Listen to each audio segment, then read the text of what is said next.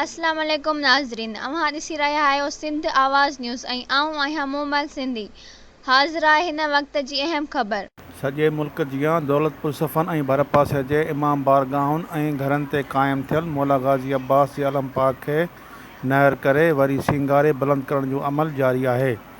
मरकज़ी इमाम बारगाह हैदरी सैयद फज़ल शाह, सैयद अली गोर शाह, सैयद मुकीम शाह, सैयद मदर अली शाह जे पिण समेत घरनि ते क़ाइमु मौला अब्बास जे अलम पाकनि खे सिंगारे क़ाइमु करण जो अमल जारी आहे। 10 ज़ुल्हज खां पोइ मौला गाज़ी अब्बास अलमदार जे अलम पाक खे नहर कयो वेंदो आहे ऐं अलम पाक खे सिंगारे सवारे पहिरें मुहर्रम ते अलम पाक खे बुलंद कयो वेंदो आहे। उन मौक़े ते सिंध आवाज़ न्यूज़ सां ॻाल्हाईंदे मोमिननि चयो त अलम पाक खे सिंगारण जो अमल सदियुनि खां हलंदो पियो अचे। अलम पाक करबला जे मैदान में हज़रत इमाम हुसैन गाज़ी अब्बास खे ॾिनो हो ऐं असां हिनखे नहर कंदा आहियूं। असां तक़रीबन 5-6 तारीख़ ते असां हिनखे नहर कंदा आहियूं। उन खां पोइ असां बुलंद जेको आहे सो असां हिनखे 1 तारीख़ ते करे चुकंदा आहियूं। पोइ त असांजा वरी पोइ ॿिया पिण हूंदा आहिनि। इन जे निस्बत सां ई मौला जो अलम आहे, असां हिनखे पुॼींदा आहियूं। हीअ असांजो अलमदार आहे गाज़ी अब्बास। मौला गाज़ी अब्बास जो अलम आहे। असां मौला गाज़ी अब्बास खे मञंदड़ आहियूं। असांजा उन जा उबदार हीअ निशानी उन जी आहे। बनस्बत जॾहिं मौला गाज़ी अब्बास जॾहिं नहर फ़िराक में वियो तॾहिं अलम हिनखे हथ में हो। उन जे निस्बत सां हिनखे सुञातो थो वञे त हीउ मौला गाज़ी अब्बास जो अलम आहे। ऐं ॿियनि जंगुनि में जेको बि खणंदा हुआ त अलम उन्हनि जे हथनि में हूंदो हुयो ऐं अलम उन जे हथ में हूंदो हुओ त फतह मौला जन करे ईंदा हुआ। असां 10 ज़ुल्हज जी ईद पढ़ी ऐं अलम नहर कंदा आहियूं। पोइ हिन जा मुख़्तलिफ़ मरहला आहिनि, जीअं रंग आहे ऐं साईं इलेक्ट्रीशियन जो कमु आहे, उन खां पोइ बेरक जो कमु आहे। 2-3 मरहलनि मां गुज़रंदो आहे ऐं तक़रीबन हिन में 5 खां 8 ॾींहंनि जो कमु हूंदो आहे। जीअं ई पोइ तयारु थींदो आहे त असांजी कोशिशि हूंदी आहे पहिरीं मुहर्रम ताईं असां हिनखे क़ाइमु कयूं। हीअ सर तक़रीबन असां 40-45 साल मुंहिंजी उमिरि आहे। इन दौरान असां मुसलसल ॾिसंदा पिया अचूं। हीअ बुज़ुर्गनि खां वठी पंहिंजे वॾनि खां वठी सिलसिलो असांजो जारी सारी आहे ऐं इंशाअल्लाह जेसीं ताईं हयाती आहे, दुनिया क़ाइमु दाइम आहे, त हीअ जारी सारी रहंदो। करबला जी निस्बत सां अलम बुलंद कंदा आहियूं।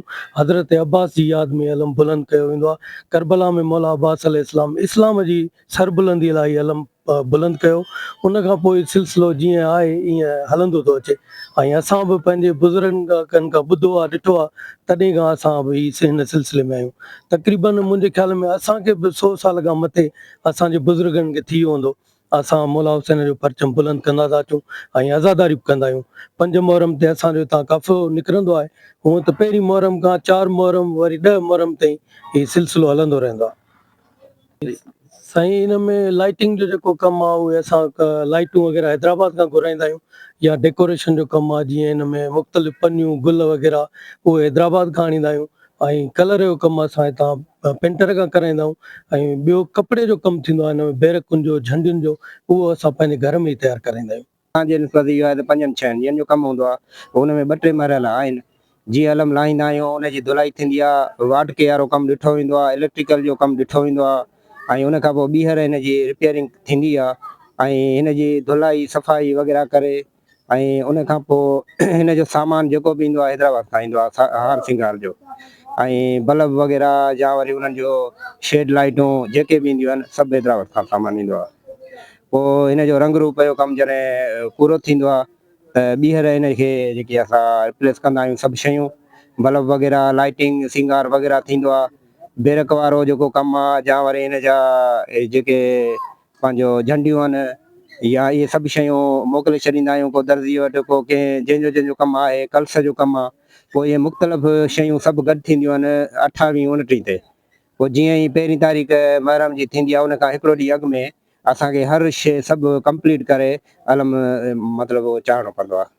इस्लामी जेके बि जंगियूं थियूं आहिनि यहूदियुनि सां, जेके मौला जूं थियूं आहिनि, उन में हिकु सालार हूंदो आहे जंहिंमें अलम लाज़मी हूंदो आहे। ठीकु आहे न। उन खां पोइ करबला खां पोइ मौला गाज़ी अब्बास जे थ्रू असांखे मिलियो। पोइ उन जे हिसाब सां इहो सिलसिलो हर 12 महीने जेके बि मोमिन आहिनि, जेके फ़िरक़ा जाफ़रिया सां तालुक़ु रखनि था, उहो अलम जी जेकी बि पैरवी कनि था या उन हिसाब सां उनजो हार सिंगार करे ऐं सभु को हणे थो आहे। माना मोहम्मद साईं मालिकनि ॾिनो आहे अली साईं खे, वरी अली साईं पंहिंजे पुटनि जे तरफ़ां वरी वञी गाज़ी अब्बास खे ॾिनो अथसि। करबला में बि गाज़ी अब्बास वटि अलमदार हो। अलमदार सॼी दफ़ा असां गाज़ी अब्बास खे आहियूं। गाज़ी अब्बास का असां अलमनि वारो छॾींदा आहियूं, अलमा वारो माना अलमदार करे छॾींदा आहियूं, छो त अलम वाबस्ता गाज़ी अब्बास सां आहे। हूअं त सभु असांजा साईं आहिनि, 5, 12, 14 सभु जेके मुक़दस आहिनि, आइमा मासूमीन आहिनि।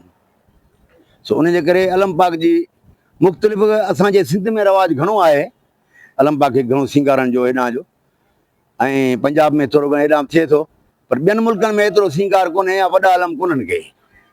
ॿियनि जॻहनि ते ईरान ॾिसंदो, ॿियो इराक में बि या अलम आहिनि, पर पूरा नंढा आहिनि, मिड़ई हुनजो निशान हिकिड़ो सिंबल लॻल आहे।